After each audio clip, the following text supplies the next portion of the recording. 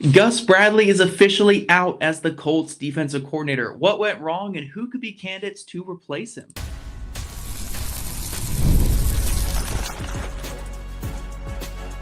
You are Locked On Colts, your daily Indianapolis Colts podcast. Part of the Locked On Podcast Network, your team every day. Thank you all for tuning in and making us your first listen of the night. This is your daily podcast covering your Indianapolis Colts, part of the Locked On Podcast Network, your team every day. This episode is brought to you by FanDuel. You can start the season with a big return on FanDuel. New customers can place a $5 bet, and you'll get started with $200 in bonus bets. If you win or lose your first $5 bet, visit FanDuel.com to get started. Hello, everyone. My name is Zach Hicks, your resident film nerd of HorseshoeHuddle.com. And my, sleep shoes, slippers, or whatever on the ground here. Jake That's Arthur. been the vibe lately. Yeah, that has been the vibe for sure. Jake Arthur, as always, is here as well. Today, we're talking all about the Gus Bradley news. It was announced, I believe, yesterday afternoon, that Gus Bradley and the Colts have parted ways. I'm assuming that means his contract expired and they're not going to, reamp that one, obviously. So we'll talk about the whole Gus Bradley thing. We'll talk about potential guys to replace him. We'll talk about what ultimately went wrong in his tenure with the Colts. But first, let's just generally react to this news, Jake, because we didn't get a chance to yesterday. The Colts, I guess unfair to us, announced this in news after we recorded our show. So just knee-jerk reaction, Jake. What's your thought about Gus Bradley being out after 3 seasons? I know we kind of talked about it yesterday because we anticipated this happening, but what are your thoughts on Gus Bradley being out? Yeah, just boiling it down to, one quick note card, essentially, yes, we saw this coming. The writing was on the wall for weeks and weeks. It almost felt like a lame duck situation throughout this year because, it kind of hit a fever pitch about Bradley's status at the end of last year. So it needed to happen, but he can't be the scapegoat. Every year, there's one guy that gets the finger pointed at him. There are such bigger problems with this roster than Gus Bradley, such bigger problems with the defense than just Gus Bradley. So it was time. It needed to happen because it wasn't working with him, but at the same time, it can't stop there.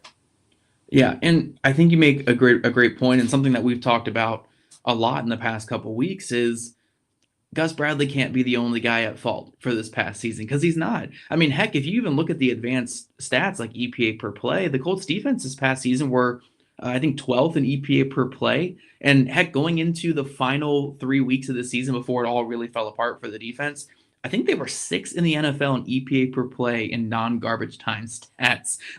This was technically a really good defense on paper. I know they weren't actually that good, and this is where the nuance kind of comes in a little bit, but they held up their end of the bargain for most of the season when the other side of the ball didn't. So I think it is unfair in a way that he's going to be he's the only, main figurehead being out, but that doesn't go to say that this isn't deserved. I mean, when you allow 37 points to the Jacksonville Jaguars in week 6, when you allow 45 points to the New York Giants in week 17, I think the Giants the following week were just, they couldn't score on the Eagles' backups.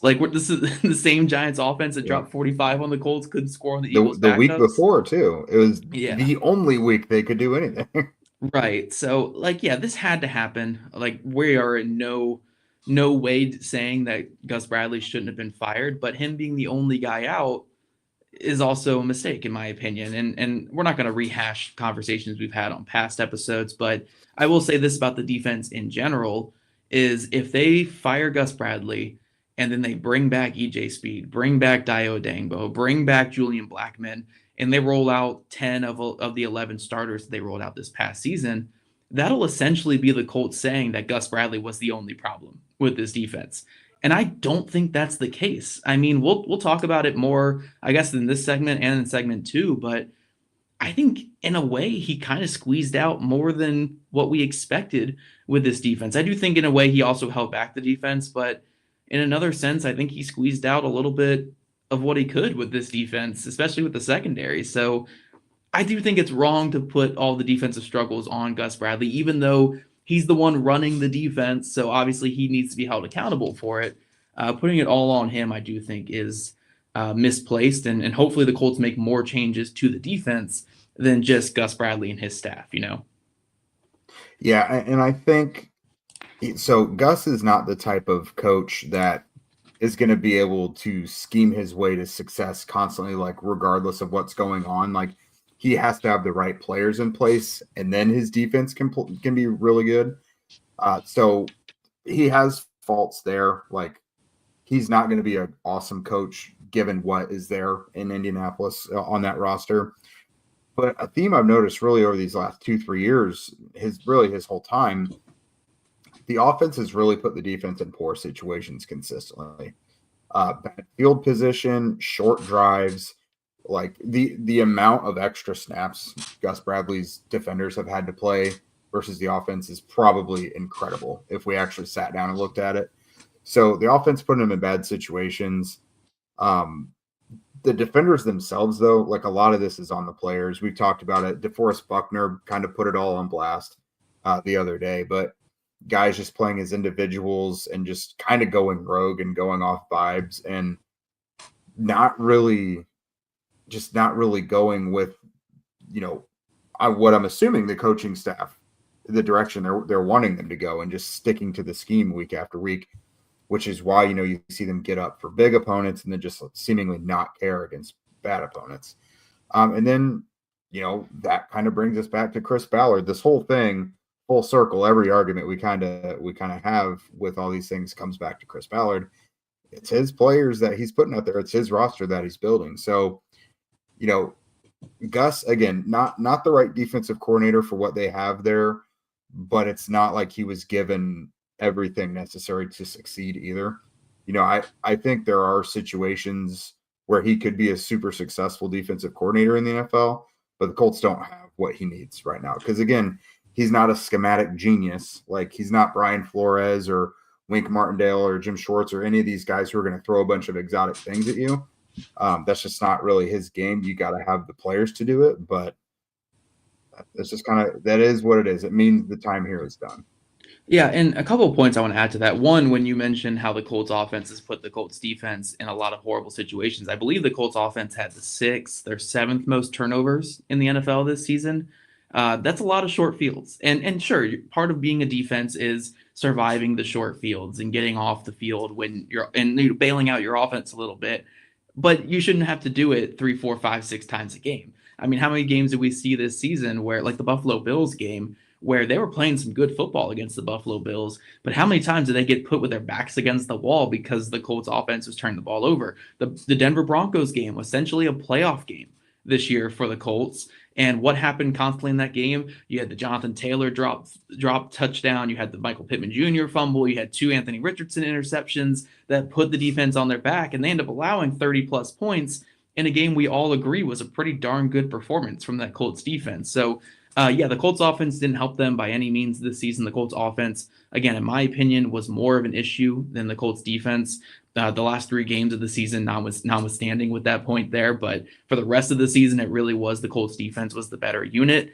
And the other thing I do want to add too, and I think is an interesting dynamic to this, is if you look with Gus Bradley in his different stops around the NFL, he has consistently brought a handful of players from his previous team to his new team.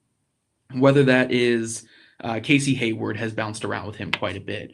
Brandon Faison was the one that actually came with us to Indy and hurts my point a little bit, but that's the only one that came here. Denzel Perryman bounced around a little bit with him as well. Like there's guys who bounce around a little bit with him because, for one, it adds competition to the room, and 2, it's a veteran that can help the younger players get up to speed on the system.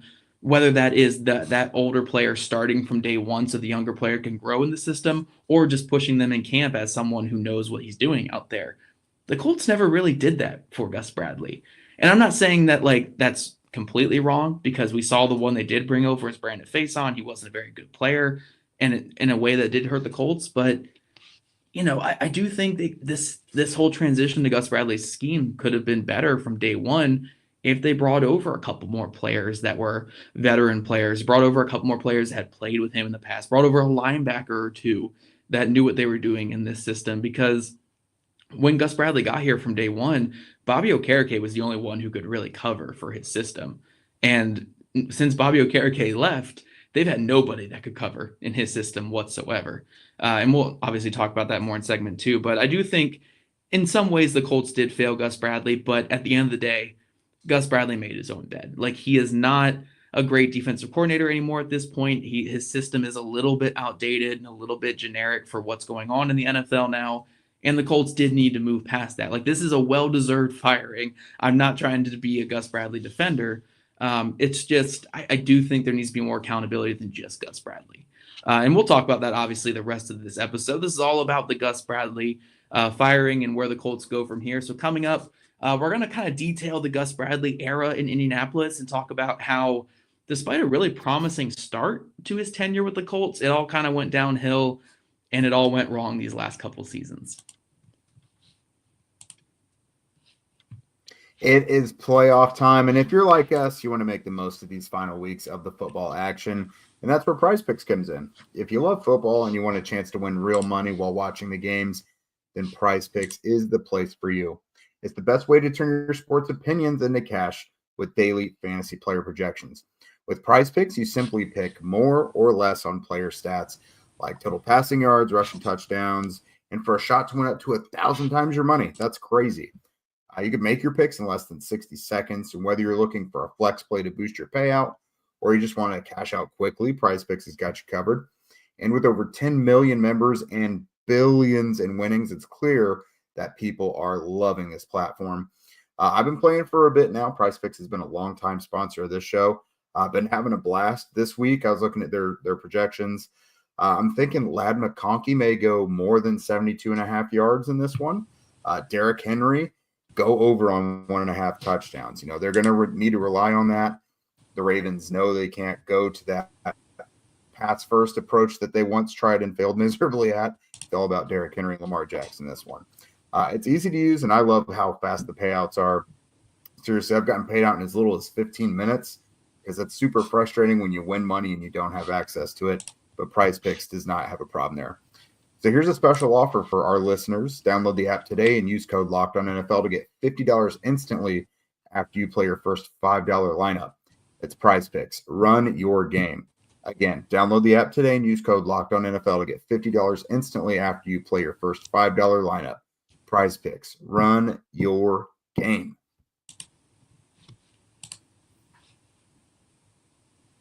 All right, Zach. So things with Gus Bradley and the Colts initially, it never really got off to the smoking hot start. Wait.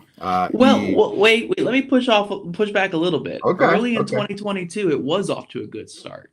2022 was off to a really good start when they had Bobby Okereke, Gilmore, and Roddy McLeod. The first 6 games were pretty good. Now. Yes. I'm saying the season in general, yes. Oh, this season. Sorry. I thought you were talking about just the tenure of. No, his tenure, the 2022, that season. Yeah. So it obviously did. There were a lot of good players in place at that point. Yes. But he was known as the cover 3 guy. He doesn't blitz. He was stuck in his ways and these things. It took a long time to get Brandon Faison out of there and to get Isaiah Rodgers in. That was something you and I screamed about the first several weeks of this show. So although he did evolve over time and he became less stuck in his ways and was willing to evolve a little bit, that's kind of the impression people got first and foremost. And then, over the few years, this never stopped because it happened as recently as Drew Lock a couple weeks ago. You could kind of call Gus Bradley career day because it's like every Jag that they were going against, just a guy, they were going to have a career day against the Colts. Let's look at this. Davis Mills from the Texans beat the Colts on that final week in 2022. Taylor Heineke for multiple teams. Jake Browning looked awesome. Malik Willis, best game of his life. Drake May with a good player, but get Drake May out of there. Come on, be nice to Drake May. Drake May belongs, but he's a rookie. That's the thing. Drake May's Patriots. The Patriots are a bad football team. Drake May's Patriots. That was the worst That was the worst offense in the league, though, and that was their best game of the year. And then, of course, Drew Lock, who threw 2 potatoes for touchdowns against the Falcons the week before, and then laid an egg again the next week. Not against the Colts, though. 45 points against the Colts. So That's another thing people are going to remember him for. The stuck in his ways, and then every opponent having the best game of their life against the Colts. And that's hard to defend. Yeah, and I think the funniest thing about the Gus Bradley tenure with the Colts is it was very much a defense where when you went against a top offense, this Colts defense was going to give you a shot to win, on the other side of the ball. Like, I'm not saying they were locked down against the Bills this year or the Lions this year or anything like that, but the Colts obviously had a chance to win those games. The Lions scored one of their lowest point outputs of the season with 24. only 24. Josh Allen had one of his worst days as a passer against the Colts. Now he still put up over 30 points because Joe Flacco forgot what team he played for that week. But like the Colts defense did well enough to win those games. You even go back to years past. I mean, the Kansas City Chiefs, the Colts beat them in 2022 because the Colts defense was playing fantastic football. You look at the Baltimore Ravens game in 2023, the Colts win that game with Gardner Minshew, and Lamar Jackson doesn't have and that's the MVP Lamar Jackson. So it was such a weird defense where it's like against the top quarterbacks, they didn't shut them down by any means, but they slowed down the top quarterbacks. But when they played against bad quarterbacks, when they played against the bottom of the barrel quarterbacks, those quarterbacks knew how to attack this scheme. Like maybe Josh Allen needed to watch Taylor Heineke film to get ready for the Colts game, and then he would have thrown those 2 picks in that game. But it was very much a system that Gus Bradley built here in Indy where we're going to take away the vertical pass. We're going to sit back. And if your quarterback wants to be aggressive with vertical throws, then we'll make them pay with some turnovers. Now, the turnovers didn't really come until this season. This season, they were 10th in the NFL in takeaways, which was a very positive sign this season. But again, it really only happened against those good quarterbacks because they had that arm arrogance to push the ball down the field. When you played against the Taylor Heinekes or the Davis Mills or the Malik Willis or Drew Locks, those guys didn't really need to push the ball down the field. They were like, oh, you're going to give me a 5-yard flat? I can barely hit that throw. I'm just going to throw it out there, and I won't throw an incomplete pass this entire game. So again, it was a strategy that, like, yes, they had a chance against good teams, but against bad teams, like those bad quarterbacks, like you had to be more aggressive in those type of games. Really, the only bad quarterback I feel like they ever beat down was Bryce Young last year. And I think Bryce Young this year probably would have cooked him. So yeah, it was Mac Jones in Germany. That's true. Mac Jones in Germany. That is very true. But yeah, it was just a very up and down tenure. And like you put the overall stats here for like yards allowed, points allowed, and we're not going to go one by one with this. But one thing I will say is like every year there were 1 or 2, maybe even 3 stats that look really promising. But for those stats to be promising, every other stat plummeted. So they'll have a year where they're a great third down defense, but they don't get any takeaways, or they're terrible in the red zone.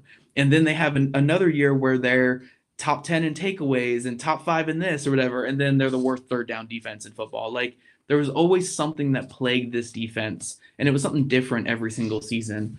And again, it just got to the point where it just got stale, and it became time to move on. There's certainly a lot of frustrating things with the Gus Bradley system. I do think part of it was he couldn't be too diverse on defense because of the skill set he had at some positions. I mean, you want them to run press man with Jalen Jones and Sam Womack against top receivers. You're not really going to get away with that. You're going to get killed if you do that. So you actually have a chance to win football games if you sit back, take away the explosives, and make these quarterbacks make mistakes underneath instead of having Justin Jefferson burn you for 400 yards over the top. Like, I do think there is a method to his madness with this stuff. It's just, this is not really how the NFL is operating right now. The most successful defensive coordinators are guys who just throw the kitchen sink at quarterbacks. And if you can make these quarterbacks think for an extra second, then you can get those pressures and those sacks, and that's where it's coming. Where with the Colts, it was sit back. You don't have to think about against us because you know where you need to throw the ball, and we're just going to hope you make a mistake. I just don't think that really is what's working right now in the NFL. So that's where it came down to make that change on Gus Bradley after 3 seasons. Yeah, ultimately, this being the make or break season for him, like he maybe wasn't totally dead on arrival week 1. Like if this would have been a good season for the Colts and the defense would have been average, he maybe could have salvaged it. But you are what your most recent ball says, and just this final year, 29th in yards allowed, 27th in points allowed. The only thing that they didn't rank like near the bottom end was takeaways. They were 10th. which that's so random. But even Gus himself recently said, the ultimate goal of the defense is to limit points. And in the 3 years he was here, they ranked 29th, 28th, 27th. And that's really all you need to know. Defenses ultimately need to keep points off the board, and his defenses never did that. Yeah. And again, to his defense a little bit, 2 of those 3 years, he had some of the worst offenses in football on the other side of the field with him that turned the ball over a ton. But still, it is the defense's job to limit points, limit yards. And they just didn't do that. They were a bend, don't break team that broke way too often. And that's where you got to make that move. So coming up, we're going to talk about potential defensive coordinator options for the Colts. Do they stick with that Tampa 2, Seattle cover 3 type of system that Chris Ballard loves? Or do they finally join the modern NFL by going for any of these diverse, like blitz heavy, throw the kitchen sink at them type defensive coordinators? We'll talk about it here in just a second. I love going to live events, whether it's sports, music, theater, comedy, whatever. Some of my favorite memories of 2024 were getting out to a handful of shows and concerts. The energy and excitement were unforgettable. Easy way to create core memories. Now, GameTime has made it even easier to get tickets to all these things with their new feature, GameTime Picks. This feature filters out all the fluff to show you only incredible deals on great seats, so you don't have to waste time searching through thousands of tickets. Recently, I was browsing the tickets for a couple different things that are coming up in the spring around here in Indy on that GameTime app. And with GameTime Picks, I found amazing deals, and I was even able to find the view from the seats before I buy. If you guys have been to the Fishers Event Center, that just opened up recently. If you haven't been there, you could check out views from the seat there. Really good place. Not a bad seat in the house, by the way. The super deals that I found recently, they were particularly impressive. They offered great seats at unbeatable prices. Plus, the app's all-in pricing shows the total cost up front with no surprise fees at checkout. So take the guesswork out of buying tickets with GameTime. Download the GameTime app, create an account, and use code LOCKEDONNFL for $20 off of your first purchase. Terms apply. Again, create an account and redeem code LOCKEDONNFL for $20 off. Download GameTime today. What time is it? Game time. I'm always going to make you say that one. I know. Definitely. Unless it's a solo show. All right. So right now we're going to be talking about guys that might be replacing Gus Bradley with the Colts as defensive coordinator. Let's go ahead and get the long shots out of here first, because it's the ones that people mention the most. And we're just going to probably spend the least amount of time on them because, again, they're long shots. So first and foremost, Robert Saleh, current Packers consultant, former Jets head coach. Very talented defensive coordinator, would be a great hire for the Colts. I just think he's probably going to be in high demand as a defensive coordinator. Could even get more head coaching interviews, So I don't know if the Colts are going to have the money to make that happen. So there's Saleh, Lou Anarumo, former Bengals defensive coordinator that was just fired this week. This was really the first bummer defensive season they've had. He was with them when they went to the Super Bowl a few years ago. Good defensive coordinator. He's obviously gotten the most out of like Trey Hendrickson. They've had linebackers like Logan Wilson, Jermaine Pratt. Those guys have played really good ball. And then Gerard Mayo, just fired by the Patriots the other day. I don't know if he's going to take some time or if he wants to like get right back in the saddle and be a coordinator again. He's probably not going to be a head coach this year. But yeah, that seems like it would be too quick to make that happen, and he could be in high demand. So who are some of these more realistic options that you think they could go for? Yeah, one thing I want to add is if you guys know the name of the defense coordinator option, they're not realistic for this Colts team. We're going bottom of the barrel. We're going cheap. We're not the big ones. If the common fan knows them, it ain't happening. If you've heard of the name before, they're not going to be the guy here. But in all seriousness, I do think the most fascinating aspect of this defensive coordinator search is, one, who leads it. Is it Shane Steichen leading it? Or is it Chris Ballard leading it? Because if Chris Ballard is leading this like he led the last two for Matt Eberflus and for Gus Bradley, I think we're going to see more of a Tampa 2, Seattle cover 3 type guy. So you can look at like a Jeff Olbrich type, the Jets interim head coach. A Robert Saleh would make sense. I don't think it would be him, but that similar type of system to Gus, but just not Gus. Maybe Joe Woods in New Orleans. Essentially, you're saying like the system works and the players work, but Gus Bradley doesn't work. That's what you would be saying if you brought one of those guys in. And that would be the most Chris Ballard thing.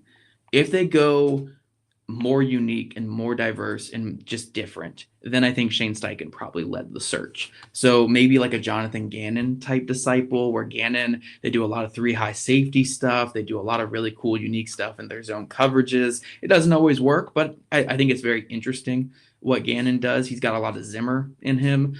So we could see maybe someone from that type of tree if Steichen leads it, or some guys he's worked with in the past. So it'd be really interesting. But I do think the most common name we keep coming back to, because he interviewed in 2022 for the Colts defensive coordinator job. He has ties to Shane Steichen and ties to Chris Ballard. He was a player on the Bears when Chris Ballard was a scout there, and he overlapped in LA with Shane Steichen, is Chris Harris, the Tennessee Titans defensive passing game coordinator. The Titans were not a good football team this year. They're the number 1 pick in this next draft, but they did have a pretty solid defense, and for the most part, their pass defense, it was a little leaky late in the season when Snead went down, but for the most part, their defense was pretty good overall this season. So I don't think that would, scare the Colts away from Harris, because they had the first overall pick this year. Their defense, again, was kind of fine. Harris, I think, would be the safe and the cheap and safe option, for lack of a better term here. It'd be the one where, like, we know the guy, he can come in, he can operate the way we want. So I think if the Colts are going like super, super safe, that would be the type of guy they'd go for. I think on the higher end, you could look at Dennis Allen, the former Saints head coach. Not a real rah-rah guy, a very hard-nosed football coach who does some good things with defenses he coached. Clearly not cut out to be a head coach in this NFL, but does some good things with his defenses. It would be a little bit different from the typical Ballard type of defense, but I do think Dennis Allen is a realistic name they could potentially get. And then the dark horse I've been throwing out there quite a bit is Jim Leonhard from the Broncos. Now, he's the Broncos DB coach and passing game coordinator, made waves in the NFL in the college game as Wisconsin's defense coordinator years ago. And he's a really talented mind. I mean, look at what the Broncos have done this season. I'm not going to take away credit from Vance Joseph, because Vance Joseph deserves it too, but Jim Leonhard's been a big face in that locker room with everything they're doing. He's a bit young, but if you want that innovative throw the kitchen sink at teams, Jim Leonhard's your guy. And again, the Wisconsin ties, Chris Ballard, if you just say the name Wisconsin, he is head over heels for you.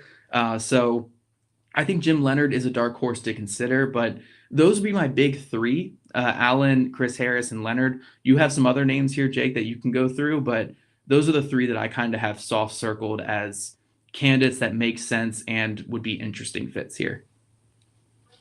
Yeah, no, I think Chris Harris makes a lot of sense. Of course, Chris Harris, Ben Bloom, and Frank Bush, all from the Titans. They're under Denard Wilson, so that adds kind of another layer to it. That's Denard Wilson. That's someone who's close with Shane Steichen. So those are realistic, I think. Wink Martindale, the Colts interviewed him for head coach a couple years ago during the Shane Steichen cycle. So Martindale coming back to the NFL ranks as Michigan's defensive coordinator currently. Michigan put up some really good performances as of late in the college football season, so that could be a thing. Patrick Graham, the Raiders defensive coordinator. Antonio Pierce just got fired today, so I'm sure Graham has probably been freed up to look at other options. And then my last one I've got here, Al Harris, the Cowboys defensive. He's their assistant head coach, and I think their defensive passing. I mixed up the title here, but he's a defensive assistant for the DBs and the assistant head coach. But he's been a hot name for a bit. Yeah, and he's getting so much out of the Cowboys secondary. Like, look at what Deron Bland did last year. Look at what Trevon Diggs did the year before that. Like, this guy that's maximizing the talent that he's got in Dallas. And mind you, he also turned Malik Hooker, took him from being this super athletic, turnover reliant player to where anytime I've watched Malik Hooker, he's carved out a really good role as like a strong safety. He's like a physical guy, strong tackler. He helped transform Malik Hooker and gave him more utility as a player in the NFL. So I'm really impressed by Al Harris, and that's a guy who I'm surprised still isn't a defensive coordinator to this point.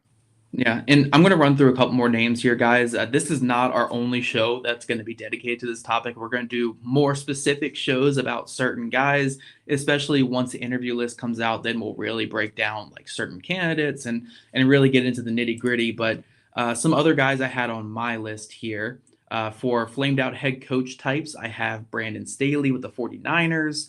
What else we got? Jeff Ulbrich, I've already mentioned him. I think he's a type that they would consider. Joe Woods with the Saints, I mentioned him. Joe Cullen with the Chiefs, I think he's their D-line coach. He did interview back in 2022. Again, he's overlapped with Steichen in the past and kind of works that similar type of system. So that's a name to watch. Aubrey Pleasant from the Rams, he's their assistant head coach. Very well respected young coach. So if the Colts want to get some more youth in here, that defensive coordinator could make sense. And then this last one I have here hurts me a little bit because I used to be a Washington fan, and this name is PTSD. But Joe Barry, anyone but Joe Barry would be nice, but we'll see. No. Go ask Peter from Locked On Packers what he thinks about Joe Barry. No, I don't want Joe Barry. I'm just saying he's on here as something. He's on here as a Steichen. He used to work with Steichen before, so that's scary. But he's on here. And then a couple young staff members around the league that I'm a big fan of personally. Deshea Townsend with the Lions. I'm a huge fan of what they do there in that secondary. I think he's a bright young mind there. Then Anthony Campanile, he's got a really cool history. He used to be, I think, the defense coordinator for Boston College back in the day. Did a lot of good work with that secondary there. I think he had coached, who was it, Justin Simmons back then, and a handful of other of their top defensive backs there. Came to the NFL, has worked with the Dolphins, and now works with the Packers as their run game coordinator. I've been a big fan of Coach Camp for a long time. So that's on my short list for personally, and also who I think the Colts could go after. We'll see as the interview list comes out the next couple of days. But, for our money, Chris Harris is the name to watch for sure. Jim Leonard is that dark horse, and we'll see what else comes in this Colts defensive coordinator search. That's all we have for today, though, guys. Make sure you are tuning into future Locked On Colts podcasts for more in-depth breakdowns on these names that we just kind of rambled off at the end of this show, and we'll make sure to go into more detail on those guys coming in the coming days. Thank you all for making Locked On Colts your first listen today. Next, go find Locked On NFL. First, the madman Tyler Rowland kicks off your morning with a double shot of NFL espresso, and then stop by the barbershop with Tony Wiggins for some real NFL talk. And if you guys want to become a Locked On Colts insider and chat with us directly and get our opinions and the insider scoop, and also get first dibs on questions, because we have a lot of Q&A stuff coming up in the near future, follow the link in our show notes. And if you don't already, make sure you're following at Locked On Colts, at Jake Arthur NFL, and at Zach Hicks 2, all on Twitter. We're also on TikTok and on Instagram. Jake does a great job of getting his dances on there, so make sure you're checking those out. And also subscribe to us on YouTube, wherever you listen to your podcast. We love you guys' ratings, reviews, and we'll catch you guys back here tomorrow afternoon.